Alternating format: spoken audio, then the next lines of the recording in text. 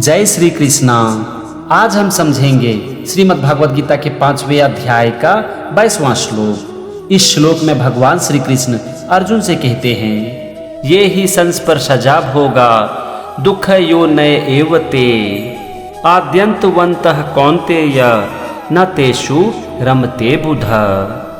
इस श्लोक का सबसे पहला शब्द है ये, और ये का मतलब होता है जो। इसके बाद है ही, और ही का मतलब निसंदेह।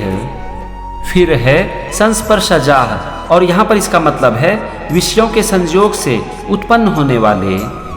विषय का मतलब होता है चीजें, और यहाँ पर विषयों के संयोग से का मतलब है इंद्रियों का विषयों से संयोग। मतलब कि जब हमारी इंद्रियों का किसी भी चीजों के साथ संपर्क होता है। इसके बाद है भोगा, और इसका मतलब होता है सब भोग है। फिर है दुखयो नय एव ते। दुखयो नय का मतलब होता है दुख के हेतु, एव मतलब ही, और ते मतलब वे।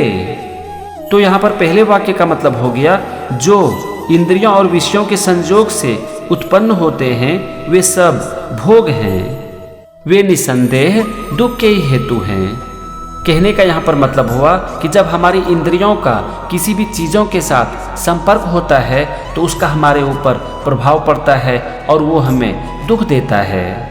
अब हम आते हैं दूसरे वाक्य पर, और यहाँ पर सबसे पहला शब्द है आद्यंतवंतः, और इसका मतलब होता है आदि अंत वाले, अर्थात अनित्य, मतलब कि जिसका कोई अंत नहीं है। फिर है कौन्तेय। कौन्तेय मतलब कुंती पुत्र यानी कि अर्जुन। इसके बाद है नौ मतलब नहीं।